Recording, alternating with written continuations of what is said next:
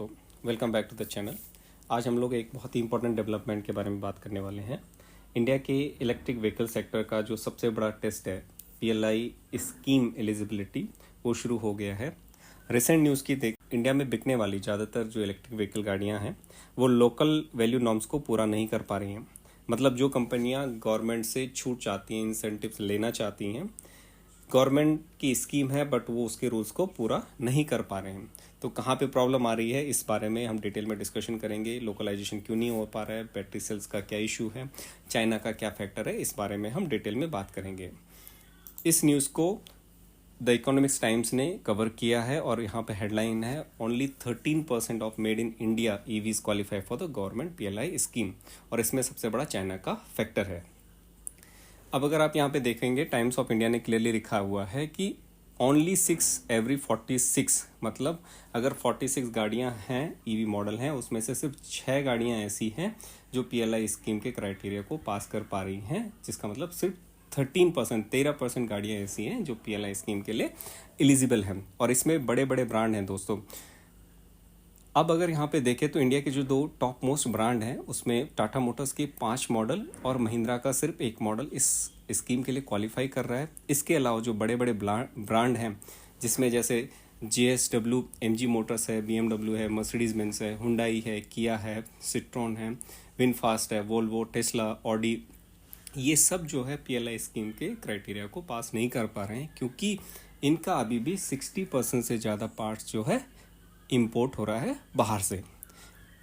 Tata Motors, जैसे हमने बोला, इनके 6 मॉडल हैं जो इस क्राइटेरिया को पास कर पा रहे हैं। सबसे पहला है Tata Punch, Tata Nexon, Tata Harrier, Tata Tiago hatchback and Tata Tigor sedan.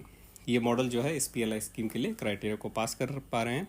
और महिंद्रा की सिर्फ एक गाड़ी है XEV9E जो इस क्राइटेरिया को पास कर पा रही है। महिंद्रा की जो और गाड़ियां जैसे 6E सीरीज़ है वो भी इस क्राइटेरिया को पास नहीं कर पा रही हैं। टाटा मोटर्स के जो अदर मॉडल है वो भी इस क्राइटेरिया को पास नहीं कर पा रहे हैं। तो ये एक बहुत बड़ी न्यूज़ है दोस्तों। बट इस न्यूज़ पे चलने से पहले, और आपको ये समझ में आ गई होगी, हम ये समझेंगे कि पीएलआई स्कीम क्या होती है, इसके ऑब्जेक्टिव क्या है। तो गवर्नमेंट का सिंपल एक प्रोसेस प्रोडक्ट लिंक्ड स्कीम है, जिसमें गवर्नमेंट के जो ऑब्जेक्टिव हैं उसमें सिंपली कहा गया है इलेक्ट्रिक व्हीकल का जो इकोसिस्टम है उसको इंडिया में बनाना है, हमें इंपोर्ट डिपेंडेंसी को कम करना है। मतलब ज़्यादा से ज़्यादा पार्ट्स जो है लोकल में मैन्युफैक्चर होने में हम कॉस्ट को कम करना है, जिससे कि यूज़र को उसका बेनिफिट मिले, और इंडिया को ग्लोबल ईवी का हब बनाना है। ये सब सुनने में तो बहुत ही आसान लगते हैं, लेकिन इसमें जब एक्शन लेने की बात आती है तो ये सब चीज़ें इतनी आसान नहीं है दोस्तों, क्योंकि ये सारी चीज़ें कहीं ना कहीं टेक्नोलॉजी से लिंक्ड हैं। और हम जानते हैं, हम गाड़ियाँ तो इंडिया में बेच रहे हैं, लेकिन उसके लिए जो टेक्नोलॉजी चाहिए, हमें जो मटेरियल्स चाहिए, उसके लिए आज भी हम बहुत ज़्यादा चाइना पे डिपेंडेंट हैं। अब यहाँ पे दोस्तों बात करते हैं पीएलआई एलिजिबिलिटी के रूल्स क्या हैं और वो क्या बोलते हैं। इसमें सिंपल अगर हम समझने की कोशिश करें तो कोई भी जो अगर गाड़ी बनती है तो सबसे पहले तो गवर्नमेंट का जो ऑब्जेक्टिव है डोमेस्टिक वैल्यू एडिशन होना चाहिए। मतलब X% से ज़्यादा इंपोर्टेड पार्ट उसमें नहीं लगने चाहिए। अब पीएलआई स्कीम का जो इनिशियल टारगेट है वो कम से कम 50% पार्ट जो है लोकल मैन्युफैक्चर होने चाहिए, बाकी आप इंपोर्ट कर सकते हो और धीरे धीरे इस परसेंटेज को बढ़ाया जाएगा। इस साल के लिए सरकार ने थोड़ा सा छूट दे के इसको 40% तक भी किया है, लेकिन फिर भी बहुत सारे मॉडल इस क्राइटेरिया को क्वालिफाई नहीं कर पा रहे हैं। इसमें जो सबसे बड़ी प्रॉब्लम आ रही है अभी ईवी के लिए, एक तो हम लिथियम आयन जो बैटरी और सेल हैं उसके लिए बहुत ज़्यादा चाइना और अदर कंट्री पे डिपेंड हैं। कैथोड एनोड जो मटेरियल लगते हैं बैटरी में, वो उसके लिए हम आउटसोर्स करते हैं बहुत सारे पार्ट्स को।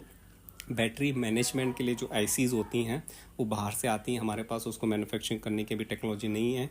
सेमीकंडक्टर में हम लोग अभी बहुत पीछे हैं। परमानेंट मैग्नेट्स और जो आपने रेयर अर्थ मटेरियल के बारे में सुना होगा, उसमें हम बहुत ज़्यादा उसके मैन्युफैक्चरिंग, प्रोसेसिंग, इंपोर्ट में हम बहुत ज़्यादा चाइना पे उसमें डिपेंड है। इसलिए जो ये लोग डोमेस्टिक वैल्यू एडिशन है वो नहीं हो पा रहा है। तो ये जो रियल चैलेंजेस हैं जो हर ओईएम यहाँ पे फेस कर रहा है।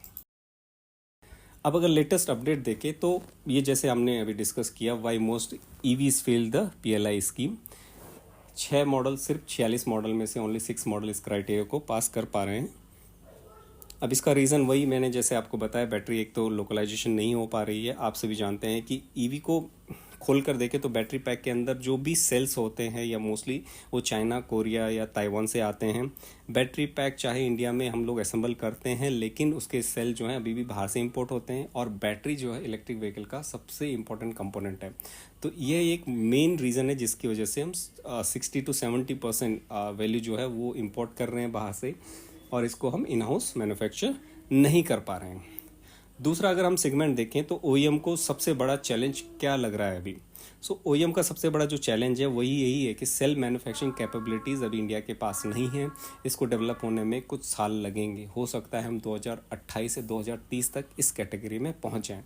दूसरा है रॉ मटेरियल मिसिंग।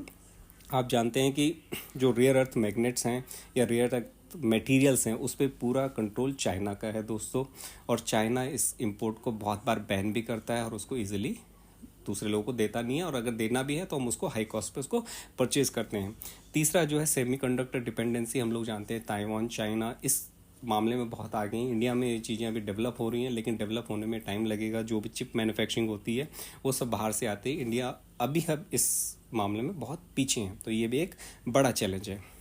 गवर्नमेंट का स्टैंड पॉइंट क्या है? अगर हम गवर्नमेंट के स्टैंड पॉइंट की बात करें तो पीएलआई इनिशिएटिव तभी मिलेंगे जब रियल लोकलाइजेशन होगा। उससे पहले गवर्नमेंट इसमें छूट नहीं देने वाली है। इंपोर्ट असेंबली को हम पीएलआई नहीं बोल सकते हैं, तो एक सबसे बड़ा चैलेंज है। ये स्टैंड पॉइंट अगर हम लॉन्ग टर्म व्यू के हिसाब से देखें तो काफ़ी अच्छा है। इससे इंडिया में जॉब्स क्रिएट होंगी, हमारी टेक्नोलॉजी डेवलप होगी। बट शॉर्ट टर्म में कहीं ना कहीं हमें एक्सपोर्ट पे डिपेंड रहना पड़ेगा, क्योंकि ये टेक्नोलॉजी ड्रिवन प्रोजेक्ट्स हैं। धीरे धीरे अगर हम लॉन्ग टर्म में देखें तो इससे इंडिया में बहुत सारी गीगा फैक्ट्रीज बनेगी, कंपोनेंट इंडस्ट्री बनेगी, लोकल बैटरी सप्लाई चेन बनेगी, जिससे काफ़ी सारे बेनिफिट्स हो सकते हैं। लेकिन अब future EV price come down अगर इस पे बात करें तो जब तक हम इंपोर्ट करते रहेंगे पार्ट्स को, उसके प्राइस डाउन नहीं होने वाले हैं, क्योंकि जो भी इंपोर्टेड पार्ट हम खरीदते हैं वो हमें काफ़ी महंगे मिलते हैं। इसी वजह से बहुत सारी कंपनी जो है वो चाइनीज़ ओईएम या चाइनीज़ इलेक्ट्रिक व्हीकल से कम्पीट नहीं कर पाती हैं। ये प्रॉब्लम इंडिया में नहीं है, ये यूरोप, अमेरिका सभी जगह ये प्रॉब्लम है, क्योंकि चाइना अपने मैन्युफैक्चरिंग पार्ट मैन्युफैक्चर करता है और उसको सस्ते दामों पे बेचता है। अभी हमारे लिए एक अच्छी न्यूज़ ये है कि जो इंडिया में जो कंपनियां हमारे पास बड़ी बड़ी कंपनियां जैसे टाटा है, रिलायंस एनर्जी है, ओला गीगा फैक्ट्री है, एक्साइड है, अमर राजा है, ये लोग इस फील्ड में काम कर रहे हैं। और 2025 से 2030 तक हमारे पास सेल मैन्युफैक्चरिंग की फैसिलिटीज़ होंगी, जिसके बाद चाइना पे ऑफ कोर्स डिपेंडेंसी हमारी कम हो जाएगी। जब सेल इंडिया में बनने लगेंगे तो बैटरी कॉस्ट ऑटोमेटिकली 30 से 40% कम होने के चांसेस है, जिसका मतलब ऑटोमेटिकली जो कॉस्ट है वो कम होगी और फाइनल जो एंड यूज़र है या कस्टमर है उसको इसका फ़ायदा मिलेगा। तो दोस्तों ये थी सिंपल समरी थी इस टॉपिक के बारे में। आज इंडिया के मोस्ट ईवी पीएलआई स्कीम के रूल को पास नहीं कर पा रहे हैं, लेकिन हम उम्मीद करते हैं कि फ्यूचर में धीरे धीरे जैसे इंडिया में ये इलेक्ट्रिक व्हीकल का इकोसिस्टम बढ़ेगा, जैसे जैसे टेक्नोलॉजी आगे बढ़ेगी हम उस फील्ड में आगे बढ़ेंगे, ये पीएलआई स्कीम को क्राइटेरिया को क्रॉस करेंगे और ईवी की कॉस्ट भी धीरे धीरे कम होगी।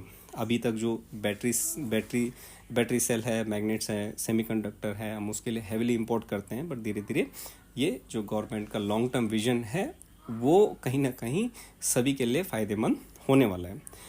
आपको क्या लगता है, पीएलआई रूल स्ट्रिक्ट होने चाहिए या गवर्नमेंट को इसमें थोड़ी सी छूट देनी चाहिए, जिससे कि और ज़्यादा कंपनी इसका फ़ायदा उठा पाएँ और इंडिया में ईवी को और ज़्यादा प्रमोशन लिए?